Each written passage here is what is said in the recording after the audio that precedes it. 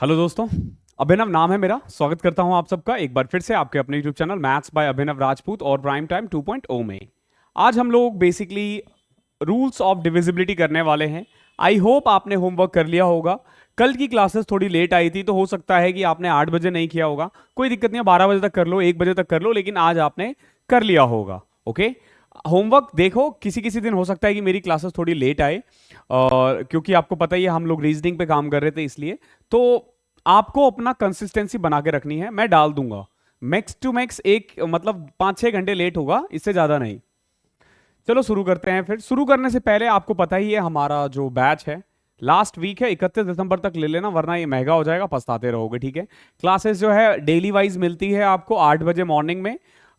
एक class work मिलता है आपको इसमें जो ऐप पे, और देन आपको होमवर्क के लिए क्वेश्चंस दिए जाते हैं, और उस होमवर्क का भी सॉल्यूशन आपको नेक्स्ट डे वीडियो फॉर्म में मिल जाता है। इसके अलावा आप हमारे साथ एक पेड ग्रुप में चले जाते हो, वहां पे आप अपने पर्सनल क्वेश्चंस पूछ सकते हो, डाउट्स पूछ सकते हो, और भी 1-to-1 हो सकता है, आप मेरे से डायरेक्टली बात कर सकते हो हर थोड़े दिन में। तो ये अच्छी बात होगी इसमें, और पर्सनल मेरे गाइडेंस में रहोगे तो पढ़ाई अच्छी होगी। तो अगर आप अफोर्ड कर सकते हो, देखो अफोर्ड तो इतना करोगे ही, क्यों मैं बोल रहा हूं करोगे ही। अगर आप मान लो ये कोर्स नहीं लेते हो तो आपको बुक्स तो लेना ही है ना। बुक्स का भी प्राइस आपको 600-700 ही है। ओके, मैथ्स के लिए अगर आप ये ले लेते हो तो आपको मैथ्स की बुक्स खरीदने की जरूरत नहीं है। इतना कंटेंट मैं दे दूंगा हर चैप्टर के लिए कि आपको किसी भी बुक्स खरीदने की जरूरत नहीं है। चलते हैं फिर, स्टार्ट करते हैं। देखो आज का पहला क्वेश्चन क्या है। एक 6 डिजिट नंबर है 479xyz is exactly divisible by 7, 11, 13। तो बताओ y plus Z divided by x की वैल्यू क्या होगी। देखो जब कभी भी ये वाला क्वेश्चन आए, स्पेशली ये वाला क्वेश्चन, मैं खास तौर पर कह रहा हूं कि जो मैं करवाने वाला हूं ये इसी में लगेगा। कैसे पता चलेगा? 7, 11 और 13 को देख के पता चलेगा। 7, 11 और 13 को। तो जैसे ये 4, 7, 9 x y और z है, 7, 11 और 13 का जब आप एलसीएम लेते हो ना तो ये आ जाता है 1001। 1001 क्लियर है? 1001। जब आप 1001 से किसी भी नंबर को मल्टीप्लाई करते हो, और अगर वो 6 डिजिट फॉर्म में होगा ना, तो वो कुछ इस तरीके से होगा। देखो 112 112 करके देखना, या 163 163 242 242। हमेशा इसी फॉर्म में होगा, हमेशा इसी फॉर्म में होगा। कब होगा? जब वो 7, 11 और 13 तीनों में ही हो। तो ये वाला जो एक्चुअली में 479xyz आप देख रहे हो ना, ये है 4, 7, 9, 4, 7 और 9। क्लियर है? तो बताओ x की वैल्यू कितनी है? 4, y की वैल्यू कितनी है? 7, z की वैल्यू है 9। क्या पूछा है आपसे? y plus Z divided by x। तो y कितनी है? 7, z कितना है? 9 डिवाइडेड बाय 4। तो 16 अपॉन में 4, आंसर आ जाएगा आपका 4। आसान क्वेश्चन था, आसान है। क्वेश्चन नंबर 18 देखो क्या है। If the number this is completely divisible by 8, तो बताओ x की वैल्यू कितनी होगी। तो हमें पता है कि 8 को चेक करने के लिए ना आखिरी का 3 डिजिट देखते हैं। 5x4 ये मेनली 8 के टेबल में होना चाहिए, और बोला है कि स्मॉलेस्ट नंबर लेना है। ध्यान रखना, स्मॉलेस्ट लेना है। तो क्या अगर मैं 0 पुट करूं तो 48 0 पे भी हो रहा है, अगर 0 पे हो गया तो फिर 4 पे भी होगा, और फिर 8 पर भी होगा। ओके, 0, 4, 8 x की तीनों वैल्यू पॉसिबल है, लेकिन क्योंकि इसने स्मॉलेस्ट बोला है तो हमें 0 लेना है। देखो कितना आसान है। How many numbers are there from 200 to 800 which are neither divisible by 5 nor 7? देखो एपी जीपी से किया जा सकता है इस क्वेश्चन को, लेकिन आज मैं आपको दूसरा अप्रोच बताऊंगा जो आसान तरीका है। ओके, सबसे पहले तो अच्छा एक बात बताओ, 200 से लेके 800 तक टोटल नंबर्स कितने हैं? आप बोलोगे सर 600, मैं बोलूंगा 601। देखो जब मैं 200 to 800 कह रहा हूं ना, तो आपने 200 भी इंक्लूड करना है और 800 भी इंक्लूड करना है। ध्यान रखना, 200 भी इंक्लूड करना है और 800 भी इंक्लूड करना है। तो टोटल नंबर्स तो 601 है।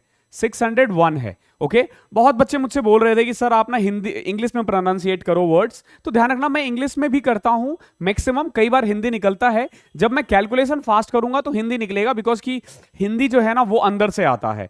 ठीक है, हिंदी हमारी जो लैंग्वेज है तो वो अंदर से आता है, तो इतना आप मैनेज कर लेना। बाकी मैं लिखता भी हूं, ओके, तो कभी कभी हो सकता है थोड़ा बहुत। बाकी मैं खुद कोशिश करता हूं कि मैं इंग्लिश में प्रोनाउंसिएट करता हूं, क्योंकि आजकल के सारे बच्चे जो अंग्रेज हो रहे हैं कतई, साउथ वालों का तो समझ में भी आता है, नॉर्थ वालों को तो हिंदी आनी चाहिए यार।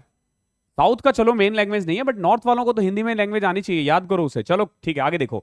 तो टोटल नंबर तो 601 है, बट हमें पूछना है, बताना है ऐसे नंबर्स जो 5 के टेबल में भी नहीं आते, 7 के टेबल में भी नहीं आते, 5 के टेबल में भी नहीं आते, 7 के टेबल में भी नहीं आते। तो पहले हम करते हैं, ऐसे नंबर निकालते हैं जो 5 के टेबल में आए, जो 7 के टेबल में आए, जो 5 के टेबल में भी आए और 7 के भी टेबल में आए। तो सबसे पहले अगर मुझे 5 का चेक करना हो तो मैं क्या करता हूं, मैं देखता हूं कि भाई 800 तक कितने नंबर है ऐसे। तो आप बोलोगे सर 160, बताओ कोई इसमें कोई दिक्कत? बिल्कुल भी नहीं। तो टोटल ऐसे कितने नंबर है 800 तक? 160। लेकिन हमसे पूछा गया 200 से 800 के बीच में, 200 से 800 के बीच में ना, तो मैं क्या करता हूं 200 से ठीक पहले 195 अपॉन में 5, यानी 200 से पहले कितने हैं, तो आप बोलोगे 5 तिया 15 39। तो 160 में अगर मैं 39 ऐड कर दूं, मतलब सब्सट्रैक्ट कर दूं, तो ये 121, ये 121 ऐसे नंबर्स हैं जो 5 के टेबल में आते हैं और 200 से 800 तक है, 200 और 800 दोनों इंक्लूड है। क्लियर है? ये हमने बेसिकली ऐसे नंबर्स निकाल दिए जो 5 के टेबल में भी आते हैं। अब हम निकालते हैं 7। तो 7 में भी ऐसे ही करोगे, जब आप 800 को 7 से डिवाइड करोगे तो ये आ जाएगा आपका 114। कितना आ जाएगा? 114 टोटल। कम लेना है, ध्यान रखना 800 से ऊपर नहीं जाना है। लेकिन हमने क्या करना है, 200 से नीचे वाले, 200 से नीचे वाले घटा देने हैं। तो 200 से नीचे वाले कितने होंगे टोटल? 28। कितने? 28। तो अगर मैं 114 में से 28 घटा दूं तो कितना आ जाएगा? 86। 86। अगर मैं 121 में 86 ऐड कर दूं तो 7 8 2 10, 207। यानी ऐसे नंबर कितने हैं जो 200 से 800 के बीच में है और 5 और 7 के टेबल में आते हैं? तो आप बोलोगे 207। नहीं, यही आप गलती कर रहे हो। गलती कहां हो रही है कि देखो, ये हमने निकाल दिए 5 के अलग, 7 के अलग, लेकिन इन दोनों में कुछ कॉमन्स भी तो होंगे ना, कुछ कॉमन होंगे। कौन से कॉमन होंगे? ऐसे जो 5 के टेबल में भी आए, 7 के टेबल में भी आए। ऐसे नंबर्स जो 5 के टेबल में भी आए, 7 के टेबल में भी आए, उसको हम बोलेंगे वो 35 के टेबल में भी आएगा ना, 5 और 7 का एलसीएम। तो ऐसे नंबर्स निकालते हैं जो एक्चुअली में सिर्फ 35 के टेबल में आते हैं। तो कैसे करोगे? अगेन वही 800 को 35 से डिवाइड करो तो कितने आ जाएंगे? 22। कितना आया? 22। ओके, 350, 700, हाँ 22। लेकिन आपको 200 तक का तो काम ही नहीं है ना, तो 200 से जो 35 आएगा वो हटा दो। तो कितना घटा दोगे इसमें से? 5 घटा दोगे। कितना घटा दोगे? 5 घटा दोगे, 5। यानी कि टोटल कितने आ जाएंगे? 17। टोटल कितने आ जाएंगे? 17। यानी ऐसे 17 नंबर्स है जो 5 में भी आ रहे हैं और 7 में भी आ रहे हैं। तो वो 17 नंबर ना इस 121 में भी इंक्लूड है और 86 में भी इंक्लूड है, लेकिन हमें एक ही जगह रखना है। तो आप क्या करोगे? 17 माइनस कर दो इसमें से, कितना आ जाएगा? 190। ओके, यानी कि कुल मिला के 200 से लेकर 800 तक, 800 तक 190 ऐसे नंबर है जो 5 और 7 दोनों के टेबल में भी आते हैं। और अगर मैं 600 में से 190 माइनस कर दूं तो 411 जो बचेगा ना, ये ऐसे नंबर है जो ना 5 के टेबल में भी आते हैं ना 7 के टेबल में भी आते हैं। इस अप्रोच से करोगे तो जल्दी निकलेगा। आई होप क्लियर होगा। एपीजीपी से भी कर सकते हो। क्वेश्चन नंबर 20वां देखो क्या है। If a positive integer n is divided by 7, remainder is 2. अगर मैं n को 7 से डिवाइड करूं तो रिमाइंडर 2 आ रहा है, तो क्या मैं n की वैल्यू 9 मान लूं? आप में से किसी को दिक्कत? क्या हम 9 को 7 से डिवाइड करते हैं तो रिमाइंडर 2 नहीं आ रहा? आ रहा है ना? तो हमने n की वैल्यू क्या मान ली है? 9। ओके है? अब देखो, which of the following number gives a remainder of 0 when divided by 7? अब बताना है कि इनमें से किसको अगर मैं 7 से डिवाइड करूं तो रिमाइंडर 0 आए। एन की वैल्यू कितनी है तो 9। अगर मैं सब में नॉर एन की वैल्यू 9 पुट कर दूं तो यह आ जाएगा 14, यह आ जाएगा 4, यह आ जाएगा 11, यह आ जाएगा 10। अब एक बात बताओ, इनमें से 7 के टेबल में कौन सा आता है जो रिमाइंडर 0 छोड़े? तो आप खुद बोल दोगे 14, तो ये इसका आंसर है। कितना आसान है। आप चाहो तो 9 नहीं तो आप बोलोगे नहीं सर 16 भी तो मान सकते थे, आप बोलोगे 16 भी तो मान सकते, तो अरे मान के कर लो, 16 से भी आंसर सही आएगा। देखो ना 16 प्लस अगर मैंने 16 माना होता तो 16 प्लस 5 21 ना, 21 भी 7 के टेबल में आता है। कुछ भी वैल्यू मान लो अपनी मर्जी से, लेकिन सेटिस्फाई करना चाहिए कि 7 से डिवाइड करने के बाद रिमाइंडर 2 बचे। क्वेश्चन नंबर 21 देखो क्या है। When 1062, 1134, 1182 are divided by the greatest number x, कर रखा है, याद आ गया होगा, HCF LCM में किया था ना ऐसे क्वेश्चंस। देखो यहीं पे आप लोगों का फिर से टेस्ट हो गया। क्वेश्चंस ऐसे ही होंगे, एक दूसरे से रिपीट होंगे, ये तो कुछ भी नहीं है। अर्थमेटिक पढ़ोगे ना अभी, जब हम परसेंटेज में घुसेंगे, परसेंटेज में ना हम सब कुछ पढ़ लेंगे। परसेंटेज की क्लासेस ना हमारी लंबी चलेगी, ठीक है। लंबी एज एन मतलब मैं सोच रहा हूं कि परसेंटेज में ना मैं आपको करीब करीब 20 क्लासेस करवाऊं, मतलब 400 के करीब क्वेश्चंस। अगर हम 20 दिन तक परसेंटेज ही करते हैं ना, उसके बाद आप देखोगे कि प्रॉफिट एंड लॉस जल्दी हो जाएगा, बाकी सब चैप्टर ना जल्दी जल्दी हो जाता है। परसेंटेज को हम थोड़ा टाइम देंगे, उसमें ना कंसेप्ट है, मैं उसी में सारे कंसेप्ट सिखा दूंगा आपको, सारे कंसेप्ट। आपको ऐसा लगेगा परसेंटेज के बाद ना मैं पूरा अर्थमेटिक सीख लिया मैंने, सीख जाओगे बहुत जल्दी, don't worry. When 1062, 1134, 1182 are divided by the greatest number x, the remainder in each case is y। यानी कि सभी में रिमाइंडर y आ रहा है। तो ऐसा तभी होता है जब इनका जो डिफरेंस हो, इनके डिफरेंस के HCF से हम डिवाइड करते हैं। तो अगर मैं 1062, 1134, 1182 इनका डिफरेंस देखूं तो इनका डिफरेंस कितना आ रहा है? 38, 34, 72,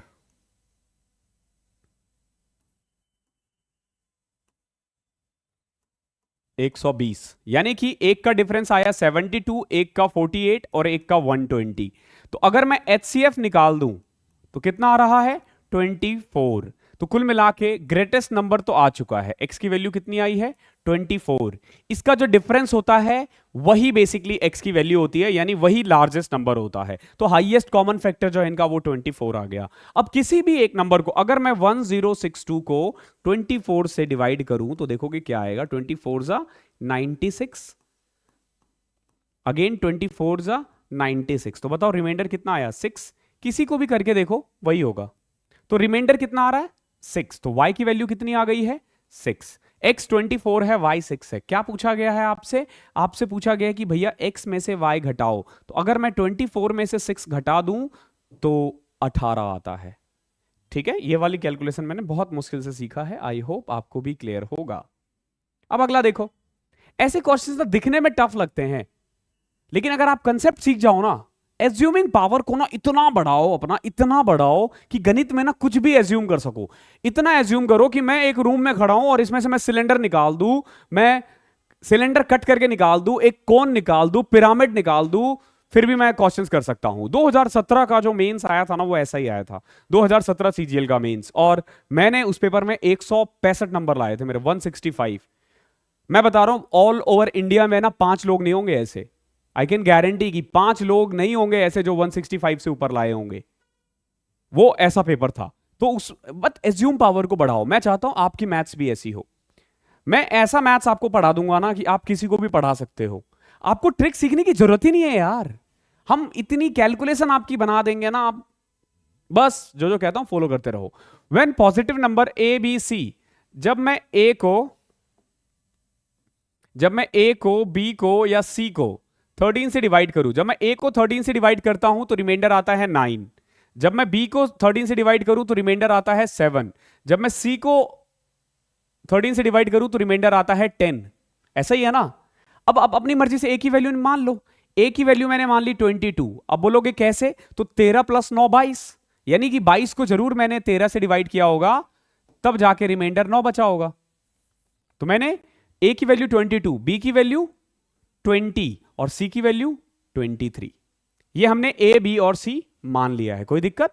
आप चाहो तो और छोटा मान सकते हो, सिंपल सी बात है। जो रिमाइंडर बोला है ना वही मान लो।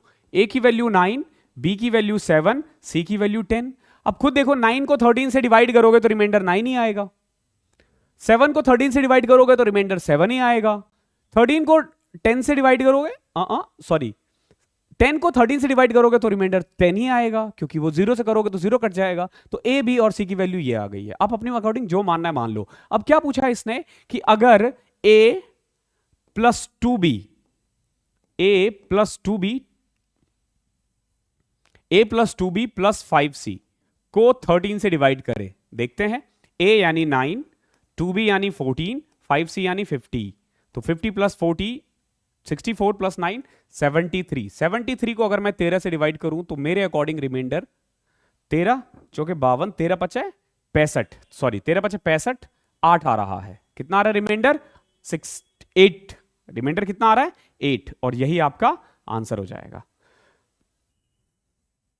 आसान है। क्वेश्चन नंबर 72 देखो क्या है। 7 2 k 4 6 0 k, ये ना 6 किट से डिविजिबल है। ये 6 के टेबल में आता है और आपसे बोला गया है कि k की वैल्यू निकालो। अब देखो 6 के लिए जो मुझे रूल पता है ना, एक तो वो 2 के टेबल में भी होना चाहिए और 3 के टेबल में भी होना चाहिए। तो 2 का टेबल जो रूल कहता है ना, वो ये कहता है कि जो यूनिट डिजिट है ना वो इवन होना चाहिए। तो यूनिट डिजिट अगर इवन नहीं है तो उड़ा दो, 2 ऑप्शंस तो उड़ गए। 3 के लिए क्या कहता है? Sum of all digit should be divisible by 3। 7 plus 2 9, 4 13, 6 19, 19 plus के 19 प्लस के शुड बी डिविजिबल बाय 3। ऐसा ही होना चाहिए ना। तो 19 प्लस 2k, देखो k की वैल्यू एक 4 है और एक 8 है। अगर मैं 4 पुट करूं तो 4 दूनी 8, 27। अगर 8 पुट करूं तो 16 और 19 35। अब बताओ इनमें से कौन सा 3 के टेबल में आता है? ये वाला या ये वाला? आप बोलोगे सर 27 आता है। तो एक k की वैल्यू कितनी लेनी है आपको? 4। k की वैल्यू 8 नहीं हो सकता, ये कट कर दो, k की वैल्यू 4 आंसर हो जाएगा। आसान है, बहुत आसान है। 24 देखो, एक 10 डिजिट नंबर है। क्या है 10 डिजिट नंबर? 7 5 4 6 2 a 9 7 b 6। और ये किसके टेबल में आ रहा है? 72। तो जहां तक मेरी दूरदृष्टि कहती है 72 का मतलब होता है 9 और 8, यानी वो 9 के टेबल में भी आएगा और 8 के टेबल में भी आएगा। वैल्यू क्या निकालनी है आपको? 8a minus 4b। पहले a और b निकालते हैं, हो जाएगा। अब देखो अगर वो 8 के टेबल में आता है तो 7b6, 7b6 ये किसके टेबल में आना चाहिए? 8 के टेबल में आना चाहिए। तो क्या पुट करूं मैं? अगर मैं 0 पुट करूं तो 64 नहीं, 1 पुट करूं तो 64 नहीं, अगर मैं 1 पुट करूं तो 64 नहीं, 2 पुट करूं तो 2 पुट करूं तो 72 नहीं, 3 72। हाँ, तो b की वैल्यू 3 पॉसिबल है। ठीक है, 3 पॉसिबल है तो 7 भी पॉसिबल होगा। और 3 और 7, b की 2 वैल्यू पॉसिबल है। क्या क्या? 3 और 7। क्लियर है? b की वैल्यू 2 पॉसिबल है, 3 और 7। अब यहां देखो ये 9 के टेबल में आ रहा है तो इसका सम जो है वो भी 9 के टेबल में आना चाहिए। 7 5 12 4 16। अब देखो ऐसे जब मैं ऐड करूं तो हिंदी निकलेगा मेरे मुंह से। 7 5 12 4 16 6 22 2 24 9 33 7 40 6 46। 46 प्लस a प्लस b, ये 9 के टेबल में होना चाहिए। तो ये 54 भी हो सकता है और 63 भी हो सकता है। क्लियर है? ये 54 भी हो सकता है और 63 भी हो सकता है, क्योंकि 9 के टेबल में होना चाहिए ना, और 46 से ऊपर ही। तो a प्लस b या तो 8 होगा या फिर 17 होगा। क्लियर है? ध्यान रखना, a प्लस b आइदर 8 और 17। अब देखो अगर मैं b की वैल्यू 3 पुट कर दूं तो a की वैल्यू 5 आ रही है। 17 में तो मैं पुट ही नहीं कर सकता, 17 को मैं रिजेक्ट कर देता हूं। क्यों? क्योंकि अगर मैं b की वैल्यू 7 भी पुट कर दूं ना तो a की वैल्यू 10 होगी, जो पॉसिबल नहीं है। तो एक्चुअली में तो फिर b की वैल्यू 3 है और a की वैल्यू 5 है, और यही आपका आंसर है। a is equal to 5, b is equal to 3 put करो। a इज इक्वल टू 5 यानी 4 8 5 40, 4 भी यानी 4 इंटू में 3 12, 40 में से 12 गए तो √28 है, इसको 2√7 भी लिख सकते हैं हम। ठीक है, तो अगर कहीं पे 2√7 होता तो वो भी आंसर सही होता। देख रहे हो कितना आसान है। कल यही करने में आपको हो सकता है कि दिक्कत हो रही होगी, लेकिन आज नहीं लगेगा आपको दिक्कत। अब यहां पे ना ये कुछ नंबर्स दे रखे हैं और आपके बताना है कि इनमें से कौन सा नंबर 55 के टेबल में आता है। तो देखो 55 में आने का मतलब है कि वो 5 के टेबल में आए और 11 के टेबल में भी आए, तो 5 में तो तीनों ही आ रहा है, 5 में आप किसी को कट ही नहीं कर सकते। अब 11 का देखो कैसे करोगे, सिंपल, 1 8 9 6 15 7 7 14 5 8 6 14 1 15 7 7 14 5 19, 15 में से 19 गए -4, ये कैसे हो सकता है, ये नहीं हो सकता। यहां देखो 1 + 5 6, 6 2 8, 8 8 से 14 5, इसमें आ रहा है 11, ये आ सकता है। 1 1 2 2 4, 7 1 8 5 13, 13 में से 4 गए, इसका डिफरेंस 9 आ रहा है। 1 4 5 8 13 और 6 4 10 5 15, यहां पे 2 आ रहा है डिफरेंस। तो कुल मिला के सेकेंड इसका ऑप्शन है, करेक्ट है। 25 का 2 टिक कर ले भाई एक जगह पे, इसको ठीक करना है। 25 का सेकेंड है ऑप्शन, ओके, इसको करेक्ट कर लेना, ओके, अपने अपने पीडीएफ में भी कर लेना। 25 का second is the correct answer. What should be subtracted from this to make it divisible by 13? इसमें से क्या घटाया जाए, मैंने सब्सट्रैक्ट वाले में बोला था ना, जो भी रिमाइंडर बचेगा, देखो 2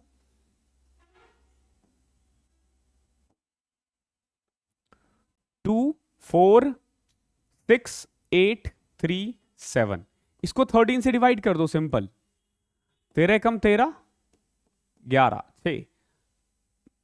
यार एक तो पता है ऐसे करने में ना बड़ा वो लगता है, बच्चों को आना चाहिए वैसे। 12 8, 13 नंबर 117, 11 3,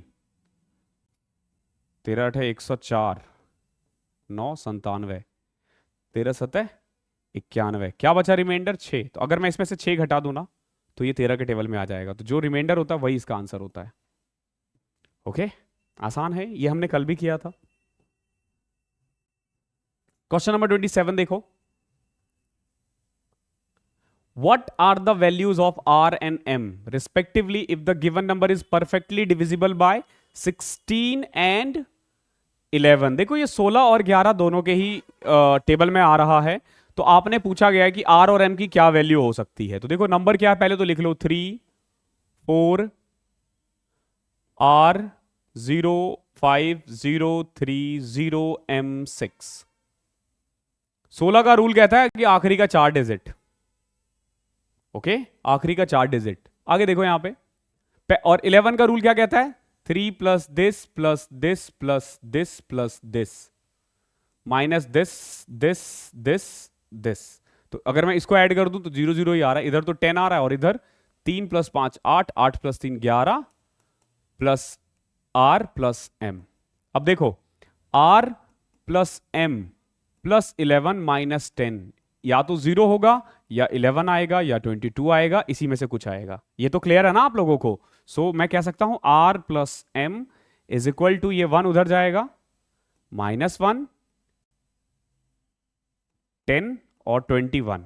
आप 21 तो हो नहीं सकता, तो इन्हीं दो में से कोई एक, ओके, यानी r + m या तो -1 हो या फिर 10 हो, ओके। तो -1 तो होगा नहीं 2 यूनिट का, तो r + m 10 आना चाहिए। तो यहां पे देखो 6 और 4 10, ये भी हो सकता है, 7 और 5 12, ये नहीं हो सकता, 5 7 12, ये नहीं हो सकता। तो अब हमारे पास 2 ऑप्शंस बचे हैं, इन्हीं दो में से कोई एक आंसर सही है। बट यह ध्यान रखना, ये हमने ना अभी सिर्फ मतलब हमने सिर्फ अभी 11 का चेक किया, 16 का चेक नहीं किया है, ओके, 16 का चेक अभी हमने नहीं किया है। अब एक बात देखो, 3 0 m 6, ये 16 के टेबल में आना चाहिए ना।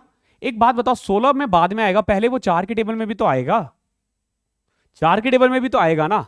क्यों, ये r है ये m है, तो m की यहां हमारे पास 2 वैल्यू आई है, एक 6 और एक 5, दोनों एक एक बार पुट करके देखते हैं, यानी कि 56 और एक बार 66। इनमें से बताओ 4 के टेबल में कौन सा आ रहा है, खुद देखोगे 4 के टेबल में ये आ रहा है ना कि ये। तो कुल मिला के m की वैल्यू यहीं से आपको 5 मिल जाएगी, अगले वाले ऑप्शन पे जाना ही नहीं है। मतलब यहां हमें 16 का यूज ही नहीं करना, 4 से ही आंसर आ रहा है। ओके, आई होप क्लियर होगा। थोड़ा दिमाग लगाना है कि 16 जाने की जरूरत है क्या। आप वैसे आप 16 से भी चेक कर सकते हो, आ जाएगा, बट 6 पे करोगे तो नहीं आएगा। बट 4 से काम चल रहा तो क्या दिक्कत है। 28 देखो, how many number between 400 and 700 are divisible by 5, 6, 7। देखो 400 और 700 के बीच में बिटवीन बोला है, तो 400 और 700 दोनों ही इंक्लूड नहीं है, ध्यान रखना। अब अगर आपसे पूछा जाएगा तो कितने नंबर है इन दोनों के बीच में, तो आप बोलोगे सर 299 नंबर है। कितने नंबर इन दोनों के बीच में, 299। जब 2 आ जाए तो इसका डिफरेंस +1, जब बिटवीन आ जाए तो इसका डिफरेंस -1। ये ध्यान रखना 2 और बिटवीन में। बाकी दिमाग लगाओगे तो जरूरत ही नहीं पड़ेगी। तो देखो सबसे पहले 5, 6 और 7, 5, 6 और 7, इसका एलसीएम कितना आ जाएगा, 210। ऐसा ही है ना। तो 700 तक 210 के टेबल में यही आ रहा है ना, 5, 6, 30, 7, 210, 210। अरे तो इतना लंबा क्यों जा रहा है फिर। तो ऐसे 3 नंबर है टोटल, ऐसे 3 नंबर है ना। और 400 से पहले ऐसे कितने नंबर है, 1 नंबर है, तो 3 में से 1 गया, 2 बचे। तो बहुत आसान है यार, 210 है तो 420 और 630। अगला नंबर तो ऑब्वियस ही बात है, वो 800 कुछ हो जाएगा। तो 2 ही बचेंगे ऐसे, ठीक है, ऐसे 2 ही नंबर है। Option number 3 is correct answer. Question number 29 देखो क्या है। Which of the following pairs of non-zero values of p and q make 6-digit number this divisible by both 3 and 11? देखो 6, 7, 4, p, q, 0 किसके टेबल में आना चाहिए, ये 3 और 11 दोनों के टेबल में भी।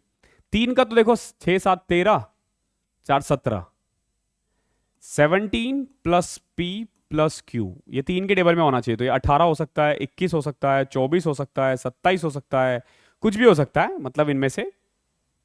अब खुद देखो p प्लस क्यू की वैल्यू क्या क्या पॉसिबल है। तो p प्लस क्यू की वैल्यू एक तो 1 पॉसिबल है, फिर 4, फिर 7, फिर 10, फिर 13, फिर 16 तक, इनमें से कुछ भी पॉसिबल है। तो यहां पे आप ऐड करके देख सकते हो p प्लस क्यू, जैसे 2 और 2 4 आ रहा है, ये हो सकता है। यहां 5 और 4 9 आ रहा है, ये नहीं हो सकता, क्योंकि इन्हीं में से एक होना चाहिए ना। 4 प्लस 2 6 आ रहा है, ये भी नहीं हो सकता। 5 प्लस 2 7 है, ये हो सकता है। यानी कि फर्स्ट और फोर्थ में कोई एक आंसर है। तो यहां से हमने एलिमिनेट कर दिया। अब देखो, क्योंकि ये 11 के टेबल पे आ रहा है, तो 6 plus 4 10 plus Q 10 plus Q minus 7 plus P is equal to 0। So what we can say कि 10 plus q minus 7 minus p is equal to 0. 0 या 11? Now, q minus p plus 3 is equal to 0 or 11. So q minus p is equal to either -3 और 8. -3 और 8. या आप कह सकते हो कि p माइनस क्यू जो है ना वो 3 के इक्वल है। -8 इसको रिजेक्ट कर दो। p माइनस क्यू कितना है, 3 है। अब एक बात बताओ, p प्लस क्यू को इतनी वैल्यू है, p माइनस क्यू 3 है, तो यहां पे जो भी वैल्यू है डिफरेंस करके देखो। 2 में से 2 0, 5 में से 4 1, 4 में से 2 2, 5 में से 2 3। देख रहे हो, अगर हम 11 किए होते ना तो हमें पता चल जाता, सीधा फोर्थ पे आंसर्स पे आ जाते, सीधा सीधा हम फोर्थ पे आ जाएंगे। आई होप क्लियर होगा। क्वेश्चन नंबर 30, एक 5 डिजिट नंबर है, ये 11 के टेबल में आता है। The digits are rearranged in increasing order. Then the new number which is formed will be divisible by which number? देखो 3, 2, 0, 5, 4. ओके, एक 5 डिजिट नंबर है। If the digits are rearranged in increasing order, तो कर देते हैं 0, फिर 2, फिर 3, 0, 2, 3, फिर 4, फिर 5। अब बताओ ये किसके टेबल में आता है। यहां यूनिट डिजिट 5 है, तो ऑब्वियस सी बात है, यहीं से दिख गया 5, और कुछ करना ही नहीं है। वो 11 कंफ्यूज करने के लिए दे रखा है, उस 11 का कोई काम नहीं है। क्वेश्चन नंबर 31 देखो, find the remainder when the smallest 6 digit number divisible by 12, 15 and 25 is divided by 9। यानी शॉर्टेस्ट 6 डिजिट नंबर जो बेसिकली 12, 15 और 25 तीनों के टेबल में आए, अगर उसको मैं 9 से डिवाइड करूं तो रिमाइंडर कितना आ रहा है। तो सबसे पहले तो स्मॉलेस्ट नंबर निकालते हैं। 12, 15 और 25। अगर मुझे इसका एलसीएम निकालना हो तो 3 4 जा 3 5 जा 25 ऐसे रहने दो, 5 से कटेगा 4 1 5, 5 के 20, 5 100, 300। एलसीएम कितना आ गया? 300। एलसीएम हमने निकाल दिया 300। आई होप यहां तक कोई दिक्कत नहीं होगी। एलसीएम 300 आ चुका है। तो अब देखो स्मॉलेस्ट 6 डिजिट नंबर कौन सा है? जो सबसे छोटा 6 डिजिट नंबर को मैं जानता हूं ना, वो है 1 लाख। ओके, अगर मैं इसको 300 से डिवाइड करूं,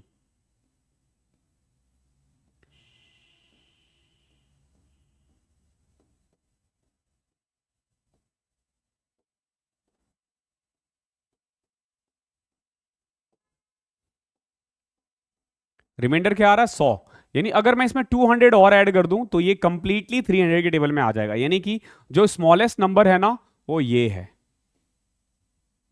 ओके, अब इसको 9 से डिवाइड करना है हमें, इसी को 9 से डिवाइड करना है ना, और देखना रिमाइंडर कितना आ रहा है, करके देख लो। 9 एकम 9, 12, 30, 30, रिमाइंडर 3 आएगा। करके देख लेना, रिमाइंडर 3 आ रहा है। जब आप 1,200,000 को 9 से डिवाइड कर रहे हो तो रिमाइंडर कितना आ रहा है? 3 आ रहा है। ये इसका आंसर है। आसान था, हमने ये पहले ही कर रखा है एचसीएफ एलसीएम में। क्वेश्चन नंबर 32, और आई गेस ये लास्ट क्वेश्चन होगा, इसके बाद हम फैक्टर्स के क्वेश्चंस पे चलेंगे। क्या है question? The largest 3 digit number that gives the same remainder 2 when divided by 3 5 9। तो सबसे पहले तो देखो, अगर 3 5 और 9 है तो वो 45 के टेबल में आएगा। इसका एलसीएम ले लिया 45।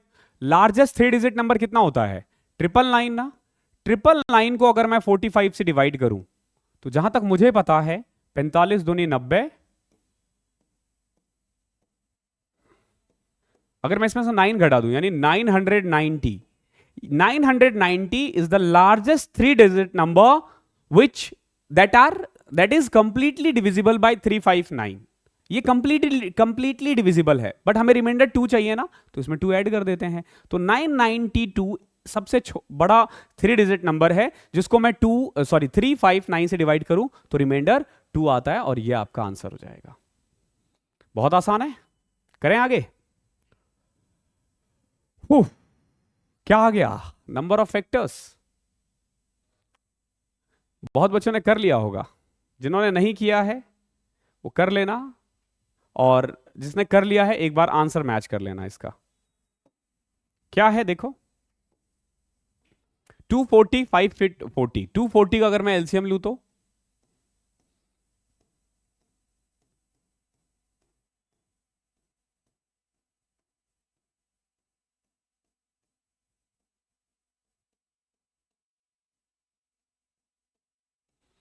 तो ये आ रहा है 240 इज इक्वल टू 2 की पावर 4 इंटू में 3 की पावर 1 इंटू में 5 की पावर 1। क्लियर है? क्या पूछा आपसे? Number of factor. तो नंबर ऑफ फैक्टर 4 + 1, 1 + 1, 1 + 1, 2 दूनी 4 और 5 दूनी 10 दूनी 20। टोटल फैक्टर्स कितने आ गए? Number of factors 20। क्लियर है? अब अगर आपसे पूछा जाएगा नंबर ऑफ प्राइम फैक्टर, तो 4 + 1 + 1 6। अब आपसे पूछा जाएगा नंबर ऑफ इवन फैक्टर, तो इवन फैक्टर में हम क्या करते थे?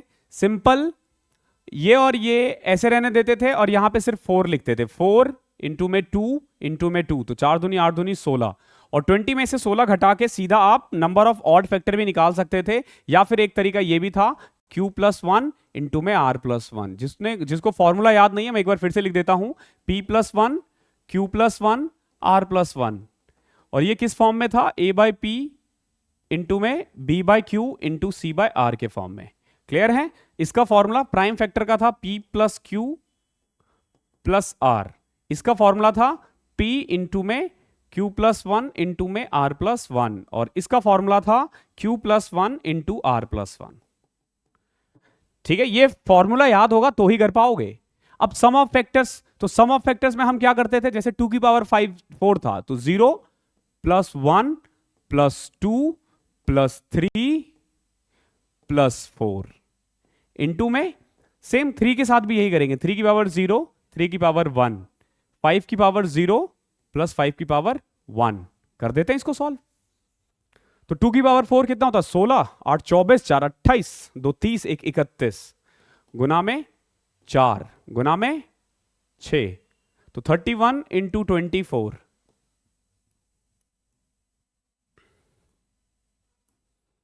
देखो 31, 24 थी 72, 720 और 24 744, क्लियर 744।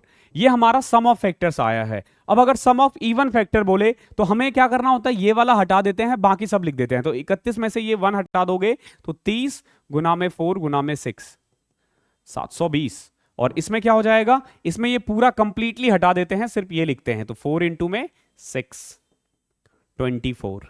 कितना आसान है, क्लियर है। अब एक बार और देख लो 540 का।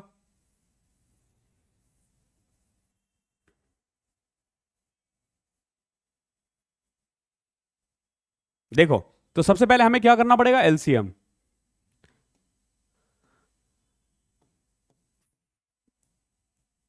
फाइव 40 का एलसीएम 2 से किया तो 270, फिर 2 से किया तो 135, फिर 3 से किया तो 3 चौके 12, फिर 3 से किया तो 15, फिर 3 से किया तो 5, फिर 5 से किया तो 1। तो कुल मिला के 540 इज इक्वल टू 2 की पावर 2 इंटू 3 की पावर 3 इंटू 5 की पावर 1। तो अगर मैं इसको a की पावर p इंटू बी की पावर q इंटू सी की पावर r में लिखूं तो p की वैल्यू आ रही है 2, q की वैल्यू आ रही है 3 और r की वैल्यू आ रही है 1। क्लियर है ना। अब निकाल दो नंबर ऑफ फैक्टर्स। तो क्या फॉर्मूला था, p प्लस 1 यानी 2 plus 1 3, q plus 1 r plus 1, 4 तिया 12 दूनी 24। p plus q plus r, prime factor का फॉर्मूला क्या था, ये तो 6। क्लियर। जब इवन फैक्टर करते थे तो सिंपल देखो p q plus 1 r plus 1, तो p कितना था हमारा 2 इंटू 4, 2 इंटू 4 इंटू 2। 24 में से 16 घटा के सीधा हम ऑड फैक्टर निकाल सकते थे, या फिर हमारे पास दूसरा 24 में से 16 घटाओगे तो 8 आएगा, या फिर दूसरा तरीका था q plus 1 into R plus 1। Clear. Sum of factor के लिए हम क्या करते थे, देखो 2 की पावर 0, 2 की पावर 1, 2 की पावर 2 इंटू 3 की पावर 0, 3 की पावर 1, 3 की पावर 2, 3 की पावर 3 इंटू 5 की पावर 0, 5 की पावर 1। ये फॉर्मूला है। तो इसको ऐड करोगे 4 2 6 7 इंटू में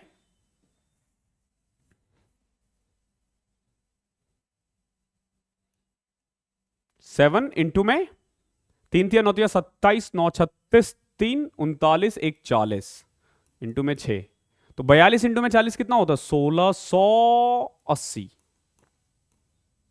सम ऑफ फैक्टर्स आया है ये, ओके 1680।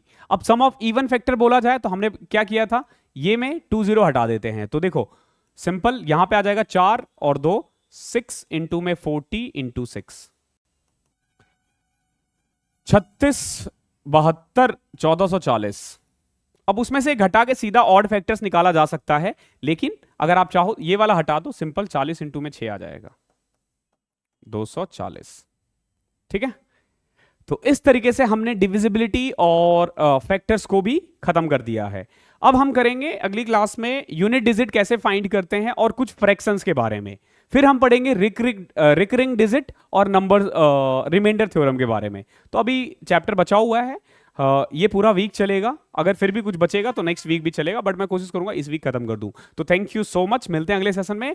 तब तक के लिए आपने क्या करना है, दबा के पढ़ाई करो, किसी भी चीज का वेट मत करो, सिर्फ पढ़ाई करो जितना कर सकते हो। थैंक यू सो मच भाई लोगों।